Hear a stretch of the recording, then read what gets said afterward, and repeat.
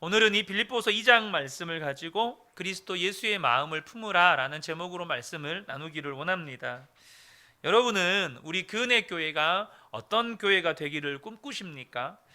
오늘 말씀을 준비하면서 저는 우리 그은혜 교회가 주님의 몸된 교회로 세워져 갈 때 오늘 본문 2절에서 4절의 말씀과 같은 모습으로 빚어져 가면 좋겠다라는 그런 생각이 들었습니다. 2절에서 4절을 표준 세번역으로 읽어드리겠습니다. 여러분은 같은 생각을 품고 같은 사랑을 가지고 뜻을 합하여 한 마음이 되어서 내 기쁨이 넘치게 해 주십시오. 무슨 일을 하든지 경쟁심이나 허영으로 하지 말고 겸손한 마음으로 하고 자기보다 서로 남을 낮게 여기십시오. 또한 여러분은 자기 일만 돌보지 말고 서로 다른 사람의 일도 돌보아 주십시오. 이 말씀에 대해서 부가적인 설명은 필요하지 않다고 생각이 됩니다. 이 시대의 많은 교회들에서 나타나는 현상들은 본문의 말씀과는 너무나도 동떨어진 모습들을 우리가 볼 때가 있습니다. 그런 모습들을 보면 너무너무 안타깝죠. 교회 안에서 성도들끼리 시기하고 질투하고 마음이 갈라지고 교만하고 남을 판단하고 자기 일만 하면서 다른 성도의 일은 신경 쓰지 않는 일들이 여러분 예수 믿는다고 하는 교회 안에서 일어나고 있다면 여러분 그것은 슬픈 일입니다. 그렇지만 한국 교회 안에서 우리가 얼마나 그런 일들을 자주 목격하고 또 듣습니까? 하나님께서 사도 바울을 통해서 이런 말씀을 하시는 것은 지금 이 빌립보 교회도 그것이 안 되는 거예요. 이 빌립보서 2장 2절에서 4절의 이 말씀처럼 이 빌립보 교회도 못하고 있는 거죠. 분명히 빌립보 교회는 앞서 우리가 나눈 것처럼 이 복음을 열심히 전한 교회로 유명합니다. 그런데도 십자가 복음을 알고 또 복음을 그렇게 열심히 전하는 빌립보 교회의 성도들도 서로 한 마음이 안 되는 거예요. 겸손하지가 않는 거예요. 서로 돌봐주는 것이 안 되는 거예요. 왜 그렇게 안 될까요? 사실 이것이 또한 우리의 고민이고 숙제 아니겠습니까? 사도 바울이 본문에서 중요한 영적인 원리를 우리에게 말씀해 주고 있습니다. 5절인데요. 너희 안에 이 마음을 품으라. 곧 그리스도 예수의 마음이니. 지금 사도 바울은 빌립보 교회 성도들에게 요청하는 겁니다. 너희가 무슨 일을 하든지 전도를 하든 무엇을 하든 예수님의 마음을 품고 해라. 이것을 지금 권면하고 있는 것이죠. 저와 여러분이 그리스도인으로서 가정생활을 하고 직장생활을 하고 또 교회 생활을 할 때 여러분 우리의 마음이 열쇠입니다. 머리로는 예수님의 십자가 복음을 알지요. 문제는 우리의 마음이 아는 대로 움직여주지 않으면 우리의 삶이 뒷받침되지 않는 성도가 되는 겁니다. 그것을 여러분 위선자라고 하는 거예요. 머리로 아는 것과 삶이 뒷받침되지 않는 것. 분명히 우리의 이름은 성도인데 우리의 이름표 명찰은 성도인데 우리의 삶은 성도가 아닌 거죠. 우리가 인정할 것은 여러분 우리의 마음이 약하다는 것입니다. 에레미야 17장 9절을 보면 만물보다 거짓되고 심히 부패한 것은 마음이라 누가 능히 이를 알리요마는. 여러분 우리의 마음이 사실 더럽습니다.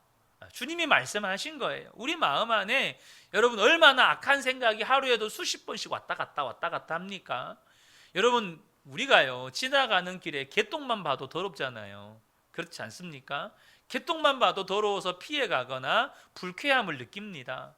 누가 지난밤에 술 마시고 길거리에다가 이렇게 구토를 해놓는 것만 봐도 여러분 불쾌감을 느낍니다. 근데 우리 마음에 들어오고 나가는 악한 생각들, 여러분 이것이 실체화된다면 그게 얼마나 더럽겠어요. 근데 내 의지와 상관없이 또 내 생각과 상관없이 사단이 우리에게 악한 생각들을 막 심어주잖아요. 던지잖아요. 누구를 미워하기도 하고 증오하기도 하고 심지어 그냥 죽어버렸으면 좋겠다 막 이런 살인 충동도 우리 안에서 때로는 올라오기도 하고 이런 악함들이 우리 마음에 수없이 많이 들어가고 나가고 한다는 거예요. 그래서 여러분 우리의 마음이 이렇게 더럽기 때문에 다른 사람들에게 우리의 마음을 알게 하기가 두려운 겁니다. 우리 마음이 이런 마음이니까 교회를 오래 다녀도 사실 한 마음이 되는 것, 또 같은 사랑을 품는 것, 혹은 때로는 허영에 사로잡혀 있고 진심으로 다른 사람을 돌봐지지가 않는 것이죠. 그래서 사도 바울이 지금 빌립보 교회 성도들을 향해서 너희들 안에 예수님의 마음을 품어야 한다라고 지금 권면을 하고 있는 것입니다.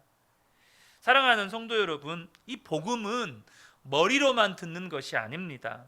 우리가 예수님을 믿었다면 반드시 예수님의 마음을 품어서 우리의 마음조차도 주님께로 가는 데까지, 우리의 마음조차도 주님의 마음으로 바뀌는 데까지 가야 온전한 그리스도인이 되는 것입니다.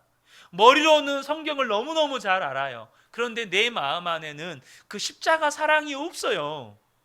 머리로는 너무너무 잘 알죠. 주님이 나를 그렇게 사랑하셨다는 거. 그런데 정작 내 안에는 주님의 사랑을 머리로는 믿는다고 하면서 내 안에는 그 주님의 사랑이 없는 거죠. 사랑하는 성도 여러분, 머리로 아는 것이 마음에까지 이르러야, 우리의 마음 안에 예수님의 마음이 품어지는 데까지 가야 저와 여러분이 온전한 그리스도인이라고 할 수 있는 것입니다. 본문에서 예수님의 마음을 간단하게 세 가지로 요약해서 설명을 합니다. 첫 번째는 뭐냐면 자기 권리를 포기하는 마음입니다. 본문 6절이죠. 그는 근본 하나님의 본체시나 하나님과 동등됨을 취할 것으로 여기지 아니하시고, 하나님과 본체세요. 그러니까 하나님과 동등됨을 취하는 게 예수님의 권리입니다. 그런데 예수님이 자기의 권리를 포기하셨습니다. 뭐 때문에요? 우리를 구원하시려고. 여러분, 예수님의 마음은 그것을 취해도 누구도 욕하지 않아요. 누구도 손가락질 하지 않아요. 여러분, 우리 자녀들이 교육받을 권리가 있잖아요. 그래서 학교 가서 교육받는 게 손가락질 받습니까? 그건 칭찬받을 일이에요. 공부 열심히 하는 애들은 오히려 칭찬받습니다. 마찬가지로 하나님이신 예수님이 하나님과 동등됨을 취하는 건 영광 받으셔야 되고 칭송 받으셔야 될 일입니다. 그런데 그 권리를 포기하는 것이 주님의 마음이라는 거예요. 두 번째는 뭐냐면 종의 모습으로 사람을 섬기는 마음입니다. 7절과 8절인데요. 오히려 자기를 비워 종의 형체를 가지사 사람들과 같이 되셨고 사람의 모양으로 나타나사. 분명히 예수님은 왕이신데 이 땅에서 종의 모습으로 사람을 섬기는 거죠. 내가 다른 사람보다 더 탁월한, 더 높은, 또 더 인정받을 만한 은사도 있고 재능도 있고 사회적인 지위도 있고 역량도 있고 영향력도 있지만 내가 종의 모습으로 누군가를 섬기는 것이 주님의 마음이라는 것입니다. 세 번째는 죽기까지 순종하는 마음이죠. 8절 하반절을 보면 자기를 낮추시고 죽기까지 복종하셨으니 곧 십자가에 죽으심이라. 그러니까 예수님의 마음의 핵심은 내 권리를 포기하고 종이 되어서 다른 사람을 섬기고 죽기까지 순종하는 데 있다는 것입니다. 우리가 이 마음이 품어져야 같은 생각, 같은 사랑을 가지고 한 마음이 되고 경쟁심이나 허영심으로 하지 않고 겸손한 마음으로 남을 자기보다 낮게 여기고 내 일만 돌아보지 않고 다른 사람의 일까지도 돌아보게 된다는 거예요. 핵심은 여러분 예수님의 마음이라는 겁니다. 예수님의 마음을 품어야 앞서 말씀드렸던 2절에서 4절까지 이 빌립보 교회 성도들에게 권면하는, 너희들이 교회를 섬길 때, 성도를 섬길 때 이렇게 섬겨야 된다라고 말하는 그 열매가 맺어진다는 것입니다. 그래서 우리가 지금 주님이 역사하고 계시는구나, 이것을 알게 된다는 것이에요. 사랑하는 성도 여러분, 우리가 예수님의 마음을 품지 않으면 아무리 옳은 일을 한다고 해도요, 거기에서는 사람 냄새가 나게 됩니다. 사람이 드러나게 된다는 거예요.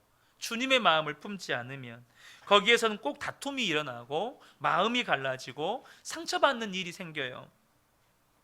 작년 여름에 우리 임순택 선교사님 정수현 사모님이 잠깐 한국에 한 달인가요? 두 달, 몇 달간 머무시면서 또 저희 교회에서 말씀 기도회도 참석하셨고 이렇게 하셨잖아요.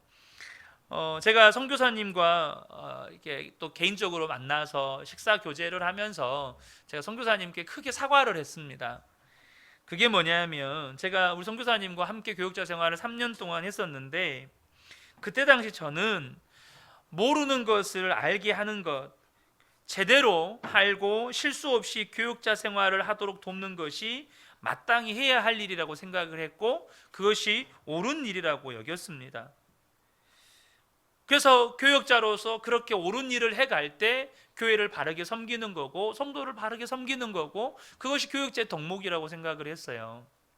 그래서 제가 옳다고 여기는 일에서 벗어나면, 그때 당시엔 전도사님이셨고 강도사님이셨는데 그런 것들을 벗어나면 한참 이제 목회 후배시니까 제가 소위 말해서 선교사님 군기를 잡는 겁니다. 선교사님 그렇게 이제 그때 당시 전도사님이시니까 전도사님 그렇게 하시면 안 됩니다. 이렇게 하셔야 합니다. 여러분, 과연 이게 하나님의 마음, 예수님의 마음을 품은 걸까요? 절대 그렇지 않습니다. 제가 그때 이제 같이 주일 예배 참석하고 함께 오후에 교회에서 식사를 하면서 선교사님 또 사모님 앞에서 제가 정식으로 사과를 했습니다. 선교사님, 제가 그때 너무 저도 미숙해서 제가 사랑으로 선교사님을 섬기지 못했던 거 정말 죄송합니다. 그렇게 사과를 했어요. 여러분, 우리가 가정생활, 교회생활, 직장생활 할 때 열심히 하는데도 시험거리가 생기는 것은 우리가 예수님의 마음을 품지 않았기 때문입니다. 왜요? 사람 냄새가 나요. 사람 냄새라는 건 내 의의 냄새가 난다는 말이에요. 자기 의가 드러난다는 말입니다. 우리가 알아야 할 것은 예수님의 마음을 품으라는 이 말씀이 명령이잖아요. 그럼에도 불구하고 이 말씀이 은혜라는 사실을 저와 여러분이 아셔야 합니다. 왜냐하면 그것은, 예수님의 마음을 품으라는 말은 우리 마음 안에 예수님의 마음이 있게 된다는 뜻이기 때문에 그래요. 여러분, 우리가 예수님을 믿고 죄사함을 받고 하나님의 자녀가 되면 반드시 성령님께서 우리 안에 오십니다. 그래서 예수님이 우리 마음에 계시다고 하는 거예요. 여러분, 예수님이 우리 마음에 오신 것 자체가 이미 우리의 인생을 바꾼 겁니다. 여러분 동의하시죠? 예수님이 우리 안에 오신 것 자체가 우리의 인생이 바뀐 거예요. 내 생명이 바뀌었거든요. 그리고 성령 하나님이 우리 안에 오셔서 하시는 일이 뭐죠? 계속해서 예수님을 바라보게 합니다. 계속해서 주의 말씀으로 우리를 이끌어 가십니다. 이것을 분명하게 알고 믿고, 그래서 그 예수님께 찬양하고 감사하는 마음을 가질 때 이미 우리 안에 예수님이 계시기 때문에 주님의 마음으로 바뀐 거예요. 여러분, 세상에 누가 주님을 찬양합니까? 오직 예수님이 그 안에 거하는 사람만 예수님을 찬양합니다. 세상에 누가 예수님께 감사를 하죠? 그 안에 예수님이 있는 사람만 감사를 합니다. 그래서 저와 여러분이 그때부터 마음이 바뀌면, 그렇게 마음이 바뀌면 거기서부터 저와 여러분의 삶의 변화가 시작이 되는 겁니다. 그래서 사랑하는 성도 여러분, 예수님이 우리 마음에 계시다는 말 이 자체가 이미 우리 안에 예수님의 마음이 있다는 뜻입니다. 미국에서 미네소타 대학교 연구진들이 402쌍의 쌍둥이들을 연구해서 발표를 했는데요, 1919년부터 수십 년에 걸쳐서 쌍둥이들의 행동과 생각과 삶을 연구했는데 그 쌍둥이들 가운데는 태어나자마자 서로 떨어져서 살게 된 쌍둥이들도 있었습니다. 오랜 세월이 지나서 그들이 다시 만났어요. 그런 쌍둥이 중에 진 루이스와 진 스프링거라는 형제가 있었는데 이 둘 역시 태어나자마자 서로 다른 집에서 자란 쌍둥이들입니다. 그리고 40살이 돼서 만났어요. 여러분, 40년이 지났잖아요. 40년 동안 어떤 일이 있었을까요? 이 두 쌍둥이에게 둘 다 똑같이 교통법규를 위반했고 교통법규 위반 교육을 받았습니다. 어떻게 두 쌍둥이가 똑같이 교통법규를 어기고 교통법규 위반 교육을 받았을까? 재밌는 건 둘 다 취미가 설계, 제도, 목공으로 똑같았습니다. 루이스는 3번 결혼했고 스프링거는 2번 결혼했는데 그 둘 다 첫째 부인의 이름은 린다고 두 번째 부인의 이름은 베티였습니다. 둘 다 첫째 아들의 이름은 제임스 알렌이라고 지었고 개를 길렀는데 둘 다 개의 이름은 토이였습니다. 신기한 일 아닙니까?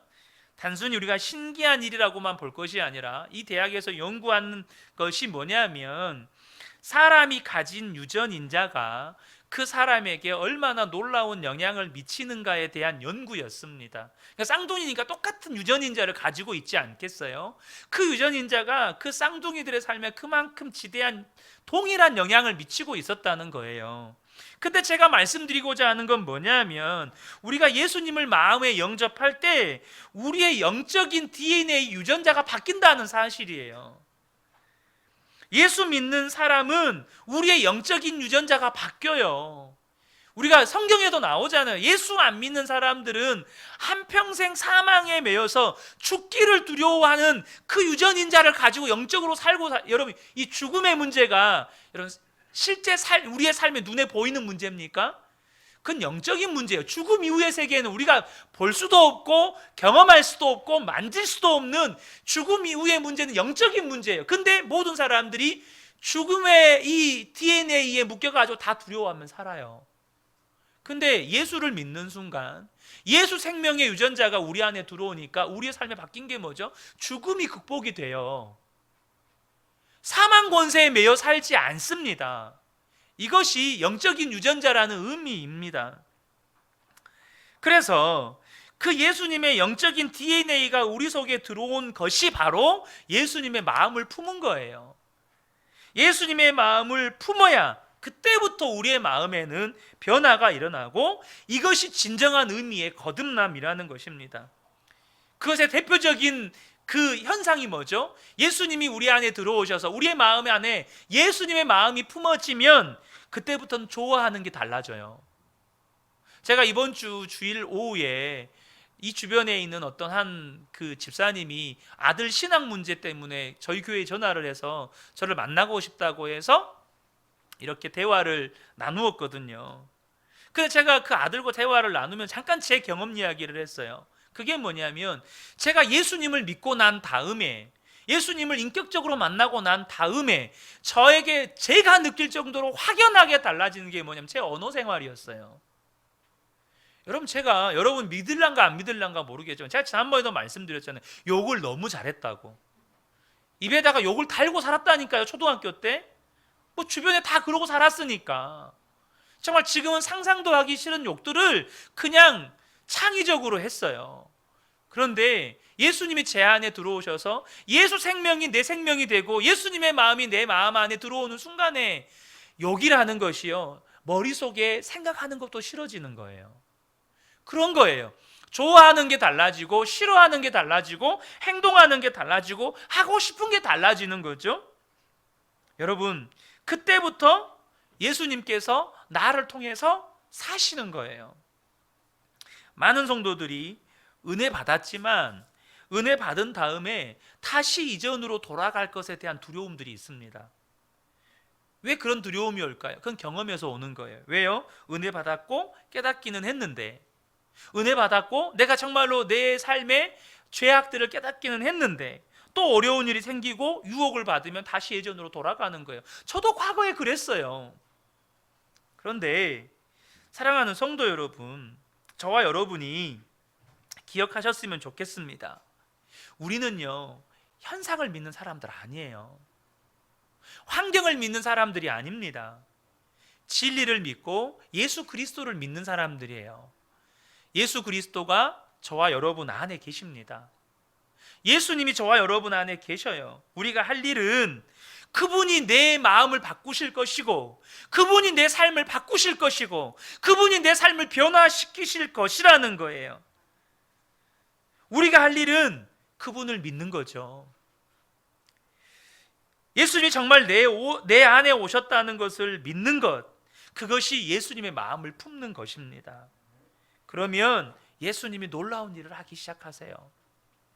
여러분 이지선 자매 이야기 잘 아시죠? 그런데 이지선 자매의 이야기는 잘 아시는데 그 이지선 자매 부모님 이야기들은 아마 별로 들어보신 적이 없으실 거예요.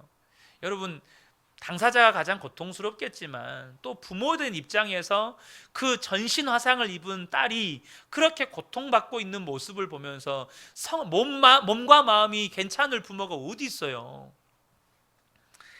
그 이지선 자매 어머니가 그런 간증을 하셨습니다. 지선 자매가 중환자실에 있을 때, 이게 중환자실은 그 딱 면회 시간이 30분씩 몇 차례 정해져 있잖아요. 그 30분 병문안을 하는데 그때 중환자실에 들어가면 아무렇지도 않게 딸을 대하는 거죠. 괜찮다고. 왜냐하면 이 딸아이가 어머니의 눈빛을 통해서 자기 몸이, 왜냐면 자기 몸을 볼 수가 없으니까요. 자기 몸이 괜찮은지, 자기 몸 상태가 좋아지고 있는지를 어머니의 눈빛을 통해서 확인을 하니까, 그렇게 아무렇지 않게 30분 동안 딸아이를 만나고 중환자실에서 나오면 철퍼덕 주저앉는 거예요. 마음이 무너져 내리니까 그냥 철퍼덕 주저앉는 거예요. 그러니까 여러분, 그것만 해도 엄마의 마음이 대단하지 않습니까? 얼마나 자식 앞에서 엄마의 마음이 강해요. 그런데 이 엄마의 마음으로도 감당할 수 없는 상황에 직면하게 되는 거예요. 뭐냐면 지선 자매가 중환자실에서 이제 일반 병실로 옮기는 거예요. 중환자실에는 하루에 2번, 3번, 30분만 딱 그 시간만 마음을 지키면 되는데, 이제 일반 병실로 옮기면 하루 종일 옆에서 붙어가지고 이 지선자매가 상심하지 않도록, 낙심하지 않도록, 좌절하지 않도록 마음을 지키고 있어야 돼요. 그런데 하루 종일 이 딸아이, 고통당하는 딸아이를 지켜보면서 온몸이 화상을 입어서 일그러진 딸을 보면서 자기 마음을 지킬 자신이 없는 거예요. 그래서 많은 분들이 중보기도 하시고, 또 낮에는 그렇게 아무렇지 않게 간병하다가 밤에는 교회에 와서 정말 하나님 앞에 통곡을 하면서 기도하는 거죠. 하나님, 도저히 감당을 못하겠습니다. 언제까지 이렇게 살아야 합니까? 이게 사는 겁니까? 그렇게 하나님 앞에 통곡을 하는 때 하나님이 주시는 지혜가 있었습니다. 그게 뭐냐면, 한 가지라도 감사할 것이 있지 않겠냐, 감사 제목을 찾자. 그래서 온 가족들이 한 가지씩이라도 감사 제목을 찾기를 시작했습니다. 제일 첫 번째 감사 제목이, 그래도 발은 다친 것이 없어서 발을 씻을 수 있어서 감사합니다. 오른쪽 엄지손가락을 움직일 수 있어서 감사합니다. 눈으로 사람들을 마주 볼 수 있어서 감사합니다. 그렇게 감사하면서 날마다 하나님께서 감사 제목을 하나라도 이렇게 부어주시는 은혜를 경험하는 거예요. 그렇게 주님을 바라보고 그것이 주님의 마음을 품는 거잖아요. 감사함으로 나아가는 것. 그렇게 주님의 마음을 품고 고통과 절망 속에서 문제들을 헤쳐나오는 중에 정말로 감사한 것을 발견하게 됐어요. 그게 뭐였냐면, 교통사고 가해자가 있었다는 사실을 거의 지금까지 생각도 못하고 살았다는 거예요. 교통사고에 가해자가 있었다는 거예요.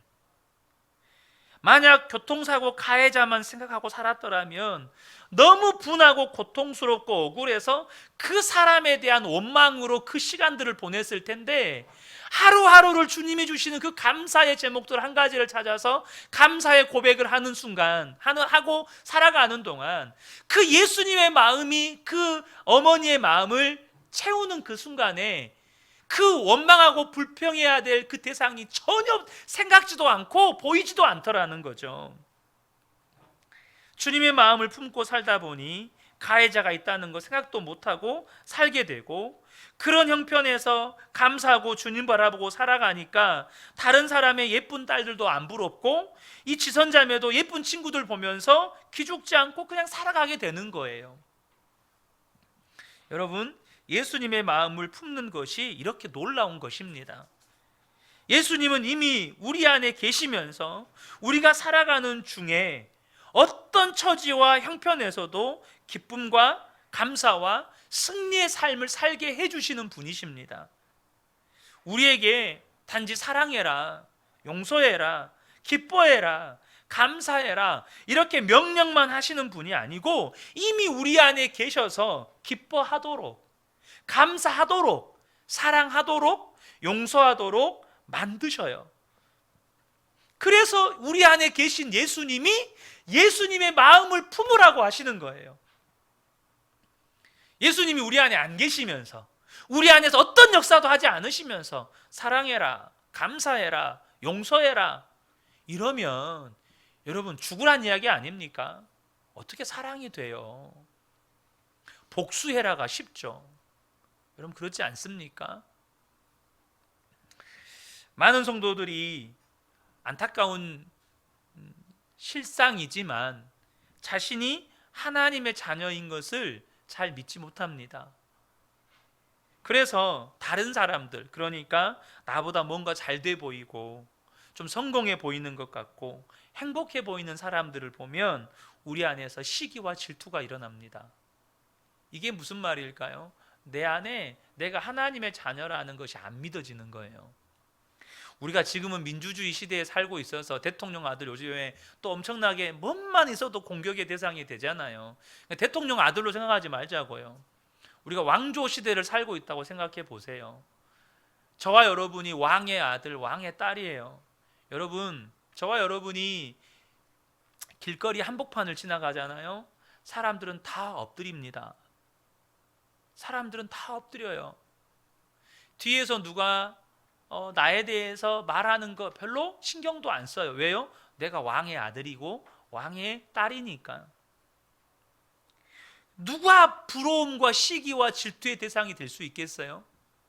그런데 여러분, 우리가 믿는 하나님이 천지 만물을 창조하시고 지금도 다스리고 계시고 그분이 내 아버지라고 믿는데 나보다 뭔가 좀 잘 되는 사람, 나보다 좀 더 좀 성공해 보이는 사람, 나보다 좀 행복해 보이는 사람을 보면 그렇게 내 마음에서 부러움이 일어나고 시기가 나고 질투가 나요. 그 말은 내가 하나님의 자녀라는 게 안 믿어진다는 뜻입니다. 사랑하는 성도 여러분, 정말로 내가 하나님의 자녀라는 게 믿어지면 다른 사람을 보면요 도와주고 싶은 마음밖에 안 들어요. 아이고 짠한 사람들, 나는 하나님의 자녀인데 아직도 저렇게 고생하고 있네, 아직도 저렇게 삶의 문제에 묶여서 이렇게 고민하면서 근심 걱정 속에 살고 있네, 그게 보이는 거죠. 사랑하는 성도 여러분, 저와 여러분 안에 정말로 예수님의 마음을 품게 되기를 주님의 이름으로 축복합니다. 내가 언제 예수님의 마음을 품었나 안 품었나 무엇으로 확인할 수 있냐면, 여러분이 여러분을 정말로 힘들게 하는 사람을 만났을 때 내가 그 사람을 긍휼히 여기고 있는가 그렇지 않는가로 여러분 판단하시면 돼요. 여러분, 아내가 남편을 바라볼 때, 남편이 아내를 바라볼 때 내가 예수님의 마음으로 바라보고 있는가 그렇지 않는가, 내가 이 사람을 불쌍히 여기고 있는가 그렇지 않는가로 판별해 보시면 돼요. 왜요? 주님이 우리를 보시는 마음이 긍휼히 여기는 마음이거든요. 주님이 우리를 바라보시는 마음이 불쌍히 여기시는 마음이에요. 근데 내가 그 사람을 볼 때 안 불쌍해, 꼴배기가 싫어, 그냥 한 대 쥐어 받고 싶어요. 그러면 여러분 주님의 마음이 지금 안 품어지고 있는 거예요. 다시 말하면 지금 내 안에 복음은 지식이긴 하나 복음이 내 마음을 채우고 있는 건 아닌 거예요. 사랑하는 성도 여러분, 중요한 것은 정말로 어떻게 내 마음을 예수님이 다스릴 수 있느냐 하는 것입니다. 예수님이 어떻게 내 마음의 왕이 되시느냐 하는 거예요. 예수님이 내 마음의 주인이시고 왕이신 게 분명하면 저와 여러분의 삶에 문제를 만나지만 해결되지 않을 문제는 없는 거예요. 여러분 분명합니다. 문제가 없다는 게 아니에요. 예수님이 나에게 왕이시고 내 마음의 주님이 분명하면 해결되지 않을 문제는 없어요. 그런데 안타깝게도 예수님의 마음을 품고 싶어도 잘 모르겠다고 하는 분들이 많습니다. 왜 그럴까요? 여러분들 안에 내 안에 예수님의 마음이 있는지도 없는지도, 주님이 내 마음의 주인인지도 아닌지도, 주님이 내 마음에 계신지도 아닌지도 잘 모르겠어요. 그렇다면 분명히 기억하셔야 돼요. 그것은 마귀가 저와 여러분의 마음을 혼미하게 역사하고 있다는 것을 아셔야 됩니다. 우리가 분명히 주님이 계시면 주님의 마음을 받은 거예요. 주님이 우리 안에 계시다면 지금 주님의 마음이 우리 안에 있는 겁니다. 그런데도 그 주님의 마음을 우리가 느끼지 못하고 있어요. 누군가를 긍휼히 여기시는 그 주님의 마음이 내 안에 느껴지지 않아요. 누군가를 용서하시는 주님의 마음이 내 안에 느껴지지가 않아요. 누군가를 사랑하는 주님의 마음이 내 안에 느껴지지 않다면 그것은 마귀가 지금 우리의 마음을 혼미하게 하고 있다는 거예요. 마음이 지금 길을 잃어버린 겁니다. 마음이 갈 방향을 잃어버린 거예요. 고린도후서 4장 4절에 그 중에 이 세상의 신이 믿지 아니하는 자들의 마음을 혼미하게 하여 그리스도의 영광의 복음의 광채가 비치지 못하게 함이니라고 말씀하시죠. 이 세상의 신이, 마귀가 저와 여러분의 그 믿음의 연약함을 흔들어서 주님이 우리 안에 계심이 분명한데 주님의 마음이 느껴지지 않도록, 주님의 마음을 품지 못하도록 그렇게 복음의 영광의 광채가 비치지 못하게 역사하고 있다는 거죠. 그러므로 저와 여러분이 주님의 마음이 잘 느껴지지 않는다면 다시금 십자가 복음을 붙드셔야 합니다. 나는 죽고 예수로 사는 게 십자가 복음의 핵심입니다. 나는 그리스도와 함께 죽었고 이제 사망 권세 이기시고 부활하셔서 내 생명이 되신 오직 주님과 함께 나는 산 자가 된 거예요. 나의 생명은 오직 예수 그리스도세요. 여러분 아멘이십니까? 여러분 저를 따라서 한번 고백하시면 좋겠습니다. 저를 따라서 고백하시는 거예요. 나는 주님과 함께 죽었습니다. 이제 나의 생명은 오직 예수님이십니다. 사랑하는 성도 여러분, 주님의 마음이 느껴지지 않는다면 주님 앞에 고백하세요. 주님, 나는 죽었습니다. 내가 죽었는데 왜 혼미합니까? 나는 죽어버렸는데. 내가 죽어버렸는데 혼미함을 느낄 내가 어디 있어요? 그리고 내 안에 계신 분은 예수님이신데 마귀가 나를 혼미하게 하려고 딱 들어왔는데 내 안에 예수님이 계신 것 보면 놀라서 도망가죠. 기겁을 하고 도망을 가죠. 여러분 안 그러겠습니까? 여러분 이것을 믿음으로 고백하는 일은 너무나도 중요해요. 너희가 마음으로 믿어 의에 이르고 입으로 시인해서 구원에 이른다. 마음으로 믿는 건 내 마음으로 믿는 건 우리의 삶에 구원의 실제가 되게 하지 못해요. 여러분의 입술이 그것을 끊임없이 시인하셔야 돼요. 그러면요 정말로 실제가 돼요. 내 안에 있는 두려움이 순간 평화로 바뀌는 실제가 되는 거예요. 내 안에 있는 미움, 분노, 다툼, 시기, 질투가 사랑과 용서로 바뀌는 실제가 되는 겁니다. 사랑하는 성도 여러분, 여러분이 그런 마음이 혼미하게 되어져서 주님의 마음이 느껴지지가 않아요. 그래서 용서도 안 되고 사랑도 안 되고 기뻐함도 안 되고 감사함도 안 되고 그냥 원망 불평 짜증이 내 안에 막 가득 차 있어요. 그때 여러분 뭘 고백하셔야 돼요? 여러분 주님 나는 죽었잖아요. 나 신규식은 죽었잖아요. 내 안에 주님만 살고 계시잖아요. 이거 고백하셔야 된다는 겁니다. 그러면 여러분 주님이 그 고백대로 저와 여러분 안에 예수의 생명이 살아있음을 경험케 하시는 겁니다. 주님이 계속해서 말씀하셨어요. 단지 저와 여러분이 듣지 못하고 있는 상태에 있었던 것 뿐입니다. 나의 죽음을 고백하고 주님이 내 생명 되셨음을 고백할 때 주님이 내 마음을 주님의 마음으로 부딪혀 오시는 겁니다. 그러면 주님의 마음이 느껴지시고 주님의 마음이 내 마음을 사로잡고 그러면 살 길이 열리는 거예요.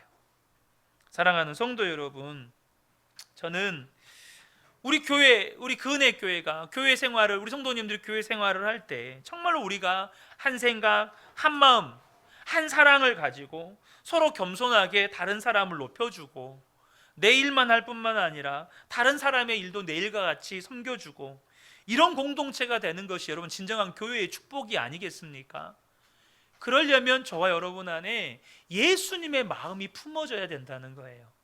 예수님의 마음이 품어지는 것이 여러분 진정한 교회됨의 시작입니다. 저와 여러분 안에 주님의 마음이 느껴지지 않을 때 여러분 고백하세요. 주님, 나는 죽었습니다.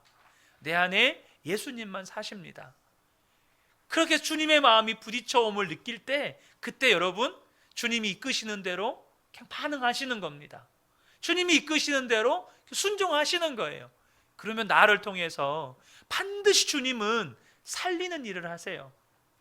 우리 그은혜교회 모든 성도님들이 나는 죽고 예수로 살아서 정말로 주님의 마음으로 서로를 대하고 주님의 몸된 교회를 정말로 영광스럽게 세워가시는 저와 여러분 되시기를 예수님의 이름으로 축복합니다.